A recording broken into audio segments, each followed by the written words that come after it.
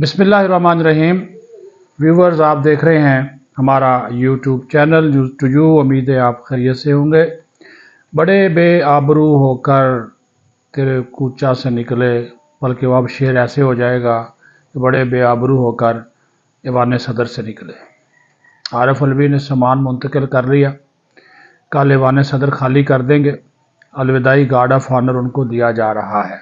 चले, रियासती सरबराह हैं, वैसे तो उनकी ना इस्टेब्लिशमेंट से बनी, ना उनकी पीडीएम की हुकूमत से बनी, और वो एक पार्टी के वर्कर की हैसियत से अपनी जो है वो ज़िम्मेदारियां अंजाम देते रहे, बल्कि हर काम में पंगेबाजी उनका जो है वो वतीरा रहा इदारों के साथ। हालांकि जो सदर ममलकत होता है, अफवाज पाकिस्तान का सुप्रीम कमांडर होता है, वफाक की इलामत होता है। मामलात को संभालने में, बिगड़ी हुई बातों को बनाने में और तनाज़ात के हल में अपना रोल प्ले करता है। ये वाहिद सदर था जिसने इस्टेब्लिशमेंट को भी रगेदा, उन पर तनकीद करता रहा।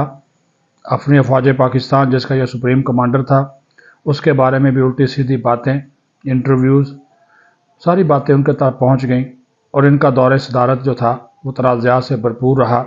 कहीं हमें चपेड़ों की बातें सुनने को मिली, कभी इनका काफ़िला जो है वो अडयाला जेल जाते हुए रास्ते से मोड़ दिया गया और मुतअद्दिद बार मोड़ा गया, क्योंकि इनकी ख्वाहिश रही कि बतौर सदर वो अडयाला जेल जाएं और इमरान खान से मुलाकात करें।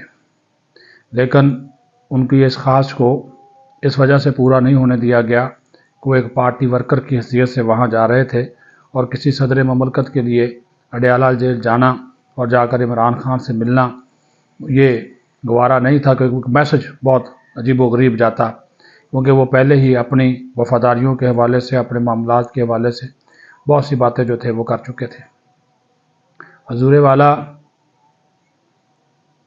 जरदारी नए मस्कन, यानी कि जरदारी ऐवान सदर के मस्कन के नए मेहमान होंगे, और 5 साल के लिए वो इस ओहदे पर विराजमान होंगे।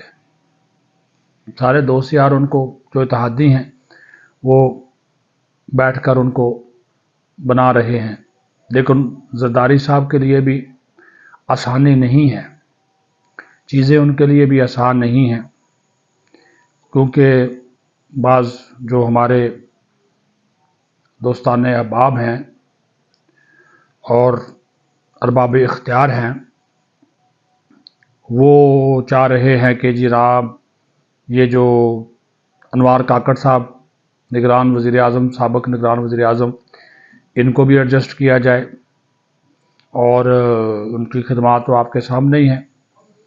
तो उनको चेयरमैन सेनेट बनाने के लिए ज़ोर है, दबाव है जरदारी साहब के ऊपर, और जरदारी साहब की जो पार्टी है वो यूसुफ रज़ा गिलानी को चेयरमैन सेनेट बनाना चाहती है। तो बिलावल भुट्टो जरदारी भी ये कह रहे हैं कि जी यूसुफ रज़ा गिलानी को ही चेयरमैन बनाएं। उन्होंने कागजात भी जमा करवा दिए, लेकिन कुछ हलके जो हैं वो अनवार काकड़ को इस पोजीशन पे देखना चाहते हैं। तो देखते हैं जरदारी साहब जो है वो कितना दबाव जो है वो बर्दाश्त करते हैं, कितना जो है वो चीज़ों को संभालने की कोशिश करते हैं, और कितना जो है वो इसके आगे बंद बांधते हैं इस बारे मामले को हल करना। और दूसरी बात जो इम्पोर्टेंट है कि ये जो शहबाज शरीफ की मुआशी टीम बनने जा रही है, इसमें जो साबिक़ निगरान वज़ीर ख़जाना है डॉक्टर शमशाद अख्तर, उनका बड़ा रोल होगा, वो भी उस टीम का हिस्सा होंगे। मुआवने ख़ुसूसी बनाई जाती हैं या मुशीरे ख़जाना बनाई जाती हैं। वो औरंगज़ेब जो एक निजी बैंक हबीब बैंक के चीफ़ एग्जीक्यूटिव और प्रेसिडेंट हैं, और वो जो साबिक़ सुप्रीम कोर्ट के चीफ जस्टिस रह चुके हैं खलीलुर रहमान रमदे, उनके करीबी अजीज़ हैं, उनके हवाले से भी कहा जा रहा है कि वो उस मुआशी टीम का حصہ ہوں گے، لیکن شمشاد اختر کو شامل کرنے کا مقصد آئی ایم ایف کے ساتھ جو ہم نے نئے مذاکرات کرنے ہیں، آئی ایم ایف کہتا ہے جی ہم اسحاق ڈار کے مقابلے میں زیادہ کمفرٹیبل ہیں۔ اسحاق ڈار سے آئی ایم ایف بھی خوش نہیں ہے، ہمارے مقتدر حلقے بھی خوش نہیں ہیں، اور مالیاتی ادارے بھی خوش نہیں ہیں، اور ان کا کہنا ہے کہ یہ روڈ بہت زیادہ ہیں۔ یہ جب مذاکرات کرتے ہیں تو جو ان کا مزاج ہے، جو ان کا طریقہ کار ہے، پھر چیزوں کو صحیح طریقے سے بتاتے نہیں ہیں، پریزنٹ ٹھیک نہیں کرتے۔ تو پھر فیصلہ کیا گیا کہ یہ ایک معاشی ٹیم نوجوانوں پہ اور تجربہ کار افراد پہ بنے گی، اور اس میں اسحاق ڈار جو ہے وہ شامل نہیں ہوں گے۔ آج کل مختلف میٹنگز میں ہمیں وہ نظر آ رہے ہیں، لیکن اور نواز شریف زور دے رہے ہیں مسلسل، لیکن میرے جو ذرائع ہیں ان کا کہنا ہے کہ ہو سکتا ہے کہ ڈار صاحب کو کوئی اور اسائنمنٹ دی جائے۔ جو بات ہمارے سننے کی ہے وہ تو کہا جا رہا ہے کہ وہ وزیر خارجہ بنیں گے۔ پچھلے دنوں بھی میں نے اس کے اوپر بات کی تھی، لیکن آج اس کو کرنے کا مقصد یہی کہ یہ بھی ہو سکتا ہے کہ ڈار صاحب کو کوئی وزارت نہ ملے اور وہ کسی اسپیشل اسائنمنٹ کے طور پر جو ہے وہ کام کریں، یہ بھی ہو سکتا ہے۔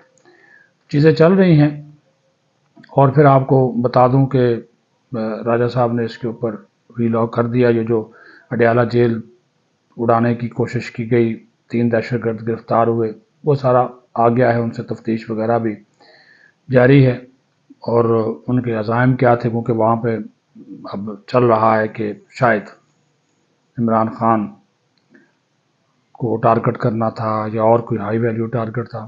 وہ تو جب تفتیش ہوگی تو چیزیں جو ہیں وہ سامنے آ جائیں گی۔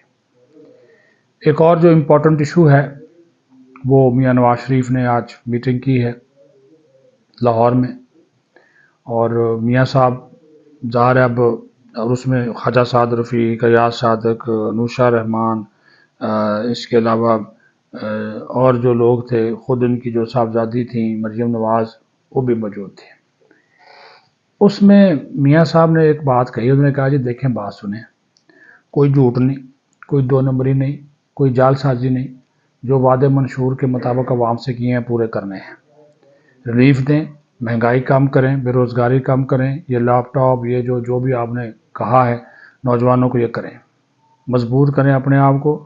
اگر یہ، اور پہلے انہوں نے کہا جی آپ 100 دن کا ایک ٹارگٹ بنائیں، پھر 6 ماہ کا، پھر سال کا، اور اس کے مطابق چلیں۔ اور انہوں نے کہا کہ مجھے آپ نے رپورٹ بھی دینی ہے، میں یہاں پہ ہوں یا میں لندن میں ہوں، ٹھیک ہے۔ اور ایک اور امپورٹنٹ خبر جاتے جاتے، حسن نواز اور حسین نواز کو جو اشتہاری قرار دیا گیا تھا وہ کالعدم قرار دے دیا گیا ہے۔ وہ فیصلہ، ان کے وارنٹ گرفتاری جو ہیں وہ بھی معطل ہو گئے ہیں، اور اب وہ 12 مارچ کو پاکستان آ رہے ہیں، عدالتوں میں پیش ہوں گے۔ احتساب عدالت نے ان کے وہ وارنٹ معطل کر دیے ہیں۔ تو ابھی ظاہر ہے حکومت تو نون لیگ کی ہے، تو پھر ظاہر ہے انصاف تو حکومت میں بیٹھے ہوئے لوگوں کو تیزی سے ملتا ہے۔ ادھر علی امین گنڈا پور، ان کو بھی جو ان کے بھی ایک وارنٹ تو اشتہاری قرار دیا گیا تھا، یا وہ بھی ان کا فیصلہ جو ہے وہ واپس لے لیا گیا۔ یہ چیزیں ہوتی ہیں۔ عام آدمی کے لیے تو انصاف نہیں ہے، خاص لوگوں کے لیے انصاف ہے، فوری انصاف ہے، سستا انصاف۔ ہم تو کہتے ہیں سب کو ملنا چاہیے انصاف، بلا امتیاز، سستا، فوری، تیز انصاف سب کو ملنا چاہیے۔ اپنا خیال رکھیں۔ پاکستان زندہ باد۔